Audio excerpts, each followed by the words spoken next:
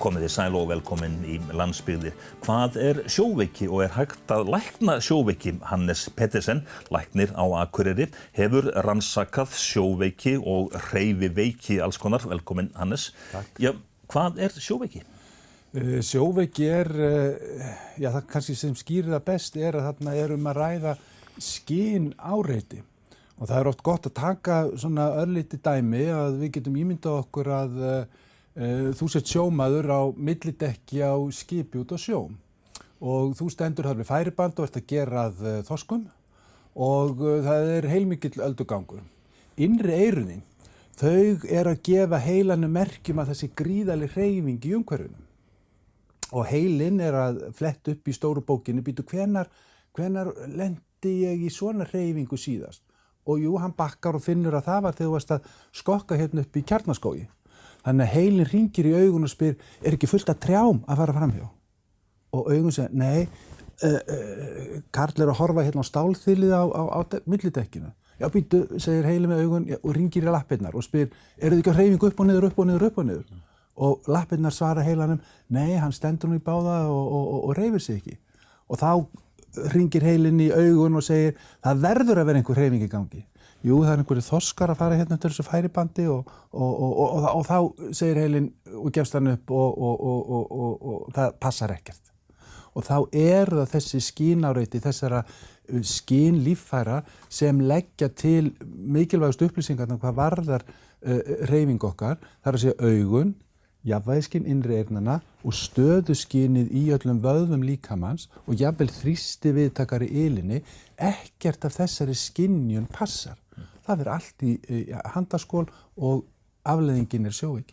En sjóveiki þá einn hluti af hreyfiveiki. Hvað sameiginlegt með öllum þessum þáttum, bílveiki, sjóveiki, flugveiki? Já, það í rauninni þetta að þú ert að auka við hreyfigetu þína í einhverju faratæki og þessi aukna hreyfigeta að hún skynjast í þessum líffærum á mismunandi hátt og það verður alltaf árekstur, það verður alltaf einhver skynárekstur sem leiðir til þessara einkenna. Í bílnum getum við ímyndað okkur að þú situr í aftursætinu og það eru beygjur og þú sér bara hnakkapúðan á stólunum fyrir fram að þig og það móðin á glerinu og þú ert ekki að fá sjónræna staðfesting á þeirri hreyfingu sem innri eyrun að upplifa meðan til dæmis bíllinn á ferð.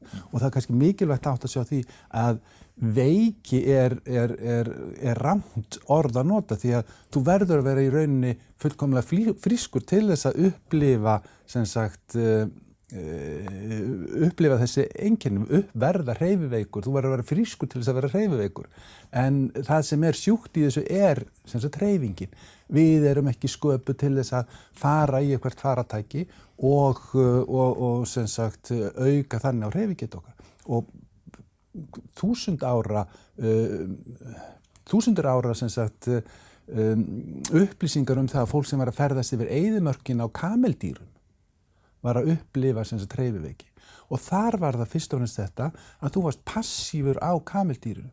Þú ert ekki að upplifa þetta svo mikið þú ert á hestbaki, af því að þar ertu við stjórnvölin og það gildir pínlítið í allri hreyfiveiki. Þegar þú stjórnar og þú ert með kontról á öllum aðstæðum, að þá upplifur hreyfinguna minna, en að vera teymdur á kameldýri yfir einhverja sandöldur og vagga þar fram og tilbaka, það skapaði einkenni hreyfiveiki. En hver skilgreiningin? Sumir verða sjóveiki bara strax og bara fara frá bryggju og aðrir ekki. Þetta sjúkdómur eða þetta eitthvað annað? Já, enn og aftur það ekki að segja að þeir séu kannski eitthvað sjúkir, heldur miklu frekar og það ágætt minnist á þetta að það gríðarlega stór einstaklingsbundin þáttur í upplifun á sjóveiki eða í því hvernig hún framkallast í hverjum og einum. og þar það sem sagt alveg ljóst að það eru margir aðrir þættir eins og bara það að finna sjávarlykt eða díselangan eða olíu af skipum. Það nægir til þess að framkalla sem sagt fyrstu sem sagt hughrifin. Hugunni ber mann hálfa leið. En svo hitt líka að það hægt að flokka einstaklinga í 2 hópa. Hreyfiveiki næmir og hreyfiveiki ónæmir einstaklingar. Og þessi hreyfiveiku næmu einstaklingar, þetta voru krakkarnir sem gubbuðu í vagninu þegar það var að vera að keyra og þeir gátu aldrei rólað sér eða vega salt á róluvöllunum og þaðan af síðu farið í hringekju. Meðan aðrir voru sem sagt, fundi ekki fyrir þessu.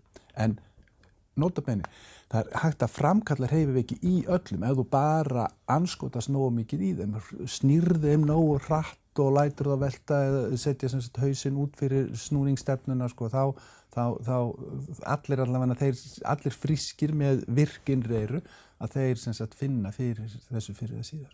En hvað með aðra hópa til dæmis, tökum til dæmis íþróttafólk, getur það fengið hreyfiveiki af því að stunda sín íþrótt? Já, og það stór hluti af þjálfun þessara einstaklinga fer einmitt í að reyna að dempa sem sagt þá sem sagt hreyfi upplifu.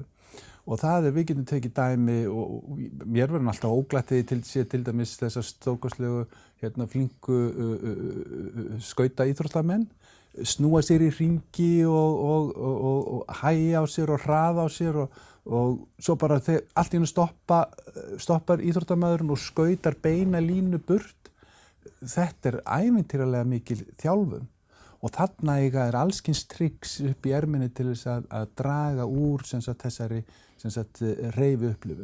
Og við getum tekið kastar eins og kringlukastara og sleggjukastara og sem snúa sér hratt, mikil hröðun í sem sagt, útkastinu og þetta veldur sem sagt, hreyfiveiki. Það líka vegna þess að þeir kannski eru með augun á kúlunni? Eða? Já, það var gerð rannsókn á einmitt borið saman þessi tveir. Sem sagt, sleggjukastarinn, hann hefur augun á sleggjun allan tíman og kastarinn svo og hann upplifir miklu minni hreyfiveiki heldur en kringlukastarinn sem sagt, horfir ekki á sem sagt, kringluna í sem sagt, snúningsútkastinu. Og svo til dæmis ímyndaður þegar maður sér inn úr rallybílunum, þar sem eitt gæir á einhverjum kortum, beygja, spersa, trampaðu bensíngjónu í botn, hann sér aldrei út. Hinn á stýrin á fullu, þetta ofboðslegt sem sagt hreyf umhverfi sem aðstoðarökumaðurinn þarf að lifa við og aðlagast. Þú ert búin að rannsaka sjóveiki sérstaklega töluvert og þú vannst á þyrlu landhelgisgæslunnar. Slys meðal sjómanna, þau voru tíð, þeim hefur fækkað verulega. Hægt að rekja slys heldurðu að einhver leiti til sjóveiki? Sannarlega að einhverju leyti. En það má ekki gleyma þessu mikilvæga þætti sem Slysavarnaskóli sjómanna hefur skilað hvað varðar sem sagt minnkun á slysatíðni meðal sjómanna og ég held að það sé náttúrulega stóra atriði. Og síðan það náttúrulega bara aðbúnaður borð í þessum skipum og þessi sem sagt öryggisvitund sem hefur dregið mikið úr slysum meðal sjómanna. En sannarlega því að það hefur verið sýnt fram og það var sem sagt hefur sýnt fram á það að slysatíðni sjómanna á sjó há og hún líka há þegar þeir koma í land, samanborið við sem sagt aðra. Og væntanlega þar, hvort heldur sem á landi eða á sjó, að þar sem sagt sjóveikin meðverkandi þáttur. Því að við megum ekki gleyma því að það að sjóast, við komum úr sem sagt landum hver við förum borð í okkar skip og erum að fara í 4-5 vikna túr, að oftast hafa sjómennirnir sjóast á svona þessum fyrstu 3-4 dögum. En þá eru þeir að sjóast bara með tilliti til þess veðurlags, meðaltal veðurlags sem hefur verið til staðar á þessum fyrstu sjóunar dögum. Segjum svo að það skelli á slæm bræla og veðri versni til muna. Þannig að þá þarftu að aðlaga þessu nýja sem sagt ástandi sem borð í skipinu þegar það hreyfist enn meira í brælunni. Og svo dettur á dúnalogn og þá bara eins og þau séu að koma á land að þeir eru með sjóriðu jafnvel út á sjó. Og allt þetta tekið til að sannarlega er það meðverkandi þáttur í því að þessir einstaklingar eru ekki eins hæfir til að eiga við hættur eða sem sagt bara atriði sem eru sannarlega hættuleg í þessu umhverfi sem er borð í skipum. Þetta vex af þér stundum sagt sjóveiki? Já, við erum kannski næmust í kringum sem sagt 12 og upp í 30-40 ára aldur en það er náttúrulega bara hluti af því að öll okkar skynfæri og þá kannski sérstaklega skynfærin í innra eyranum, við erum að tapa hárfrumónum sem skynja þessa hreyfingu í jafnvægisskyninu, alveg eins og við missum heyrnina þegar við eldumst, þá erum við að missa sem sagt jafnvægisgetuna þegar við eldumst og kannski það frekar skýringin. Hvalurinn, hann spendýr eins og maðurinn, en verður hvalurinn sjóveikur með sitt innra eyra? Já, þetta er áhugaverð spurning og þetta er svona eitt af því sem við höfum verið að skoða, því að núna er sjósund gríðarlega vinsælt og annað hver maður er farin að stunda einhvern járnkall og í þessu sjósundi og í sem sagt sjósund hluta járnkalls rauna að þar er hreyfingin í sjónum og hún er sjóveiki framkallandi og margir af þeim sem stunda sjósund hafa sagt mér það beinlínis að þeim líði oft illa út af öldugangi. Einstaklingar sem eru að synda yfir Ermarsundi, þeir þjást mikið af sjóveiki og eru að gubba á leiðinni jafnvel og annars líkt. Þannig að það að fara í sjóinn, að það framkallar hreyfiveiki. Nú hvalurinn fyrir 50-60 milljón árum síðan, þegar hann fór út í sjó, þá væntanlega varð hann sjóveikur. En hægt og rólega náði að aðlaga sig þessu sjávar umhverfi, en þá ekki eins og við erum að aðlaga okkur þegar við förum út á sjó. Heldur eru þetta aðlögun sem á sér stað í byggingu og starfi innra eyrans. Og við getum ímyndað okkur að í þessari þróunar vegferð sem átti sér stað þarna fyrir þessum tíma, 50-60 milljónum ára síðan, að þá hafi til dæmis stökkbreytingar sem leiddu til truflunar á innra eyranu ef að það var stökkbreyting sem truflaði kuðunginn, heyrn hvalana, þá var það breyting sem hafði katastrófísk áhrif á viðkomandi því að hann þarf að nota heyrnina til þess að veiða eins og tannhvalirnir, þeir nota bergmálstækni til þess að fanga bráðina og skíðishvalirnir að þeir beita hljóðmerkjum til þess að raða sig í kringum torfurnar og hámarka getuna á að ná úr torfunni litlum fiskum eða þessum krillum eða hvað nú að éta. Meðan stökkbreyting sem tók til jafnvægiskyns innra eyrans að hún var til góða. Hún truflaði starfsemina þannig að viðkomandi var ekki eins hreyfiveikur. Og þetta sjáum við í dag þegar við erum að skoða innra eyra hvalsins og bera það saman við innra eyra mannsins, að þá er jafnvægiskyns hlutin, andarhlutin eða miðhluti jafnvægiskynsins og þessi svokölluðu bóggöng, að þau eru afar vanþroskuð í hvalnum, meðan kuðungurinn er stór og fínn. Þannig að það er töluverður munur þarna á? Já, heldur betur og væntanlega bara út frá útliti jafnvægishluta hvala innra eyrans, þá væntanlega er það ekki starfhæft. En það sem er að gerast hérna á Íslandi núna að það er ef ég skil það rétt að þá er verið að fara að setja upp við sjúkrahúsið á Akureyri, það ekki? Svona sýndarveruleika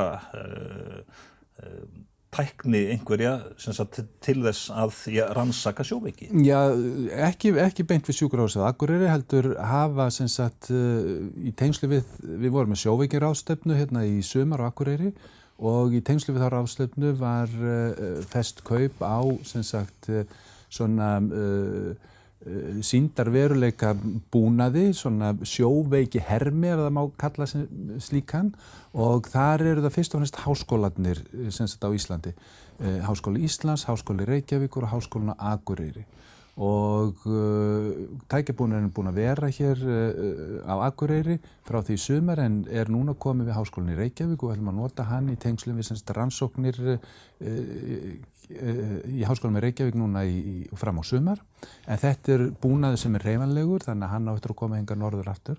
En þar akkúrat tekið á þessu sem það áhugaverða og nýja í rannsóknum á sjóveiki. Fyrr, og það gildir í sjálfsögðu ennþá, að þá var það talið að við þyrftum alltaf að örva hreyfinguna, við þyrftum alltaf að fá hreyfiskynjunin í gegnum innri eyrun til þess að setja af stað þetta misvægisferli sem leiddi til myndunar sjóveiki. Í dag með þessari stórkostlegu nútímatækni þar sem fólk situr á þessi sýndarveruleika gleraugu og þú sest og þú upplifir það að þú sért að keyra rallybíl eða þú ert á ferðinni í einhverjum rússíbana eða fljúgandi á einhverjum geimskipum í einhverjum stríðsleik. Syndandi innan skjaldbökur. Heldur betur, að þá verður fólk hreyfiveikt. Jafnvel þó að sitja algjörlega kjurt og engin skynjun á eyrunum. Og þetta vonandi að opna glugga hvað varðar rannsóknir á fyrirbærinu.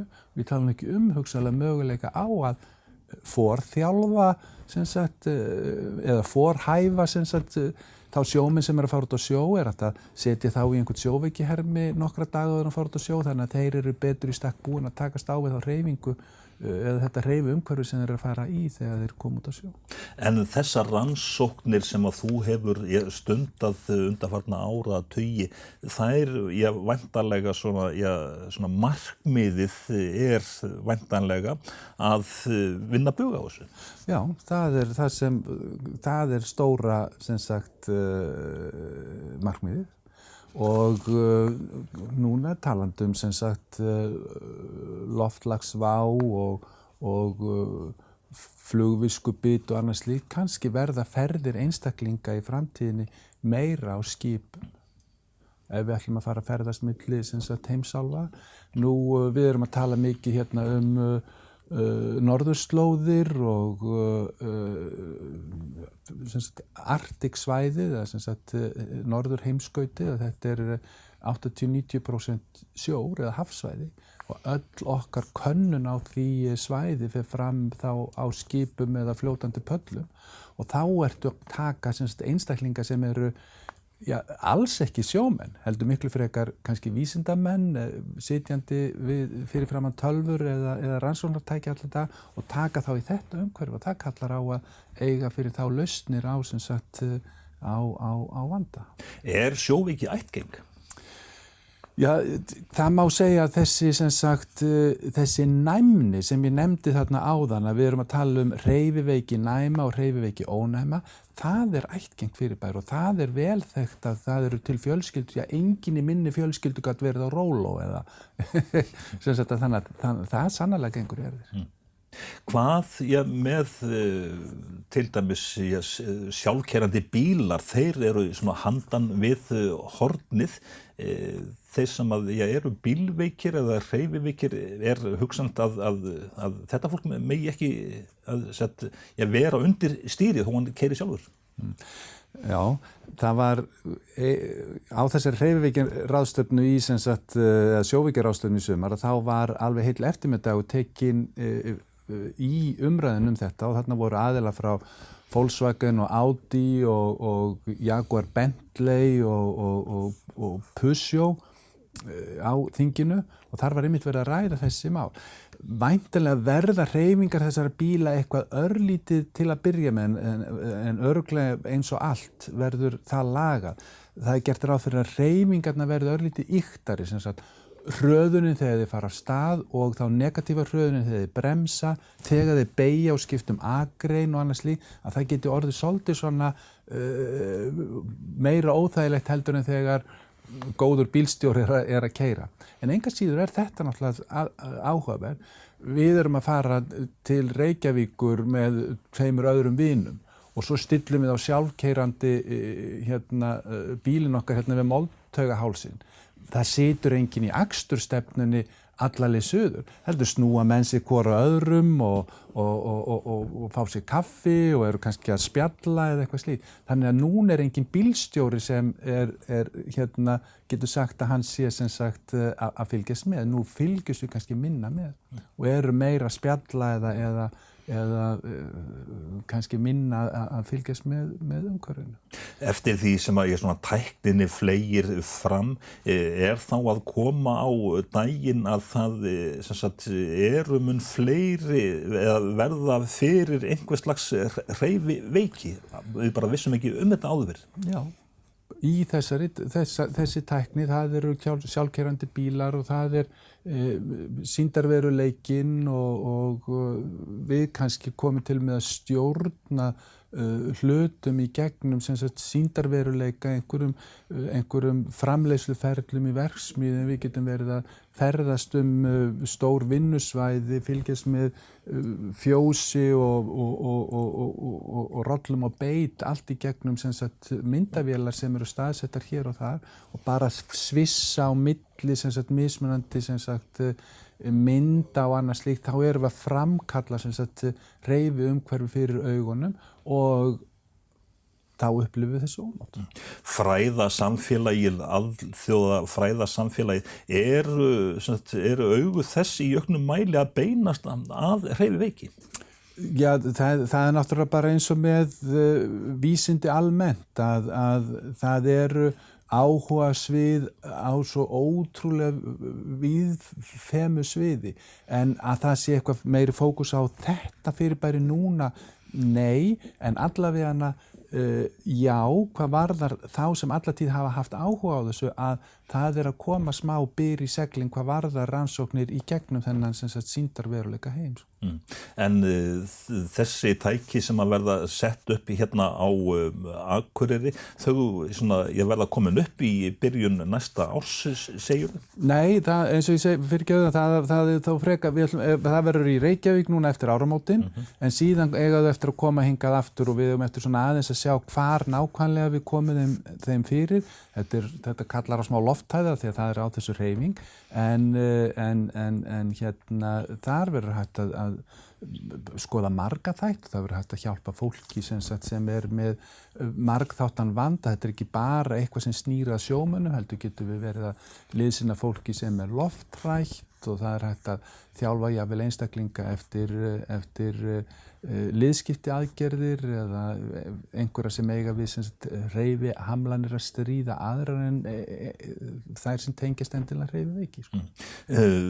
En vitneskja okkar, hún hefur tekið framförum á undanfarnum árum. Já, svo sannarlega.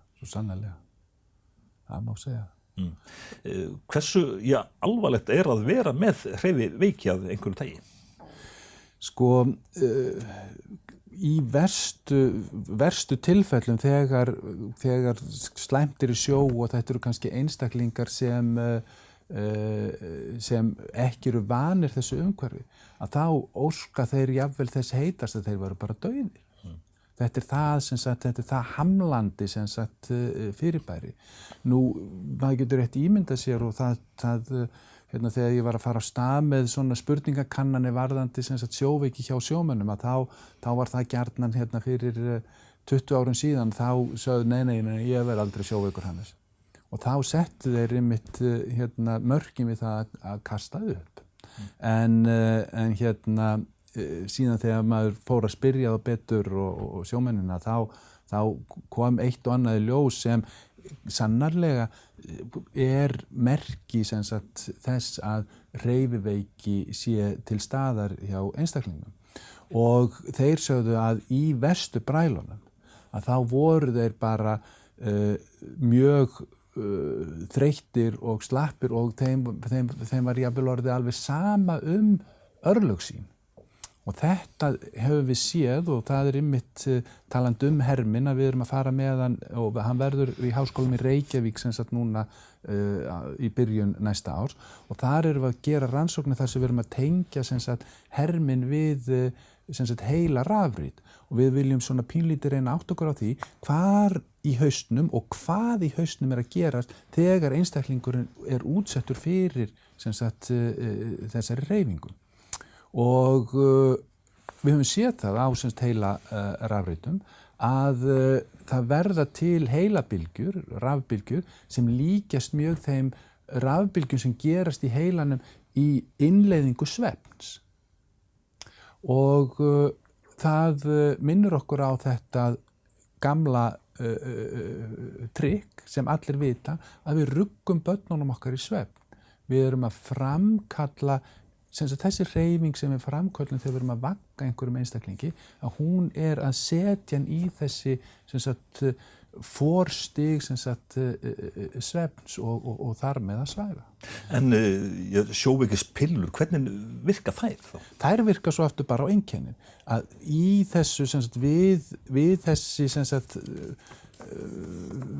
þetta misskinn sem ég nefndi í upphafi, við þennan konflikt sem á sér stað inn í heilanum þegar enginn að segja greið heilanum rétt frá, að þá losnar mikið af taugaboðefni sem við kallum acetylkólín og það það taugaboðefni sem að framkalla ógleðina og það það sem að tryggja það að einstaklingurinn að svitna og hjartslátturinn eykst og öndunartíðnin eykst og ferðalag meltingavegarins, ferðarhraðinn minnkar og annað slíkt.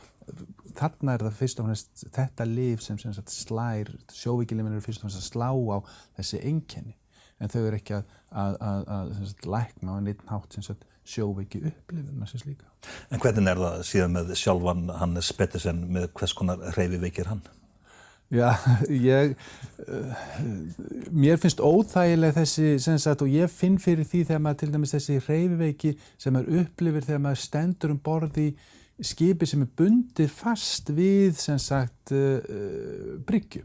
Þessi svona vaggandi undiralda, þá kemur í mig velgja. En í þau skipti sem maður þurfti að fara inn í skip þegar maður var á þyrluvaktin og það var á einhverjum hreyfingi eða velningi, mér fannst það í sjálfs ekkert óþægilegt. Það miklu frekar þessi hæga undiralda sem mér fannst eitthvað fór veri í mig. Hannes Petersen, læknir á Akureyri. Þakka þér fyrir komuna.